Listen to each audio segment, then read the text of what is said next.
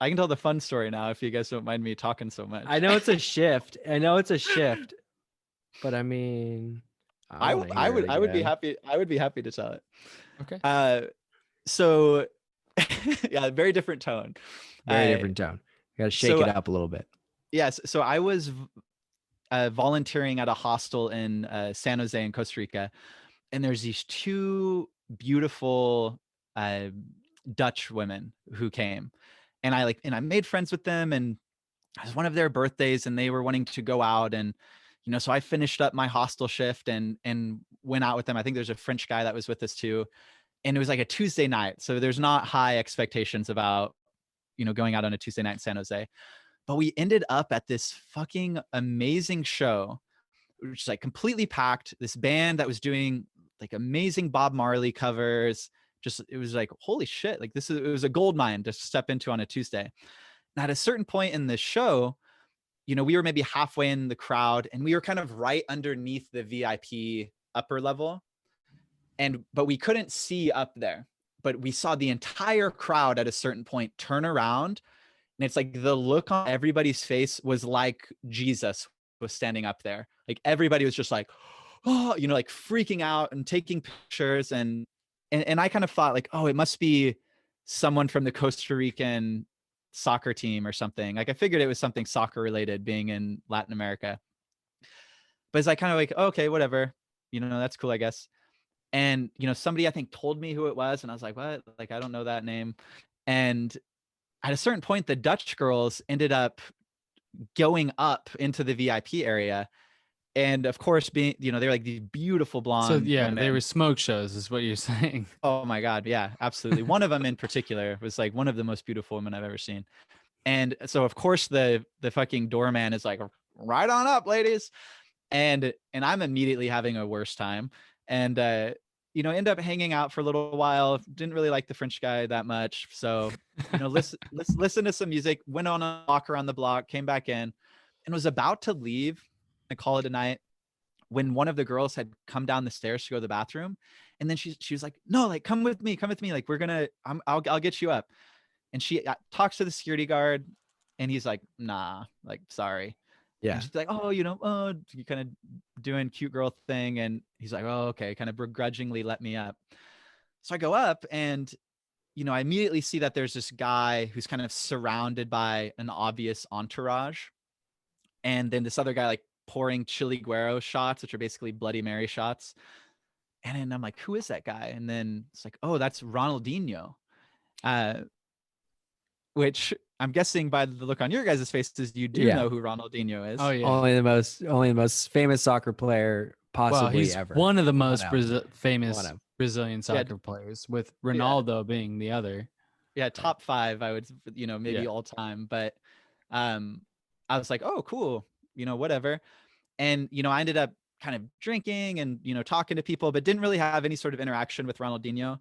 But it got to the point where almost everybody had left except for Ronaldinho's manager, who was like really macking hard on the beautiful Dutch girl. And I think the other girl was also really flirting with the guy.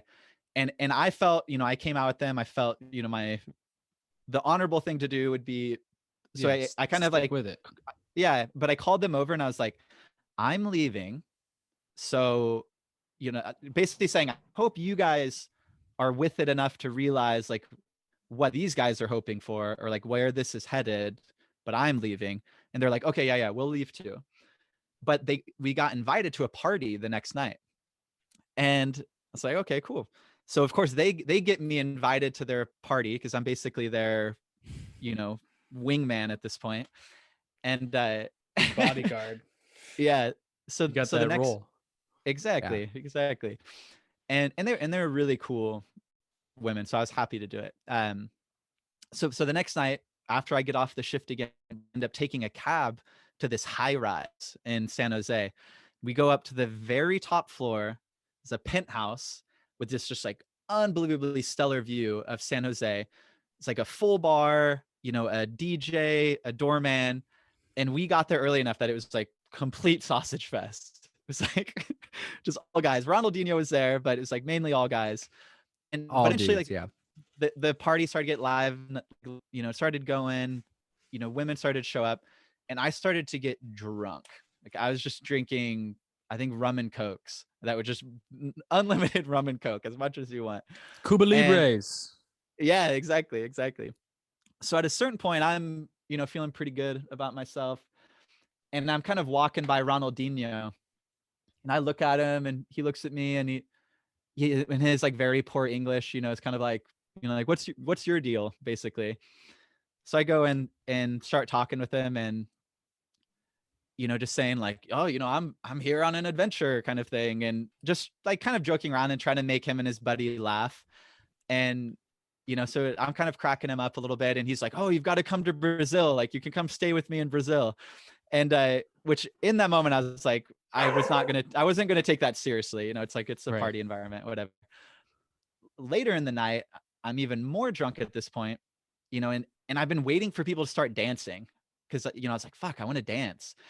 So finally people start dancing, and I'm doing my thing, and at a certain point I'm dancing next to, in the same area as Ronaldinho, and he kind of notices me dancing, and we basically start to get into a dance battle. And one of his as we're doing it, one of his kind of hype men or whatever, one of his entourage, starts chanting, Oregon versus Brazil, Oregon versus Brazil, as I'm like in this dance off with Ronaldinho. Oh, wow. Isn't that crazy? Oh my gosh. It was funny because afterwards, one of the Costa Rican guys was like trying to get across to me. He's like, do you understand like, who he is, a god? This is? Yeah, you were in a dance battle with a god right now, who's famous for his dancing too, amongst like, yeah. Wow. Yeah, he was a good dancer. But I have to complete the story in which I'm able to make it full circle and make a fool of myself. At the very end, and I'm thoroughly wasted at this point. The sun has come up. We're about to leave. His driver is going to take us home. I go up to Ronaldinho, and I him, and I can't remember exactly what I said. Something along the lines of, earlier in the night I had asked him, like, you've devoted your whole life to soccer, thousands of hours of practice. Like, was it worth it? Like, was it worth it, all of that work? And he looks at me and he's like, where are you from? Like, he never answered the question. He's just like, kind of like, what kind of, who is this guy?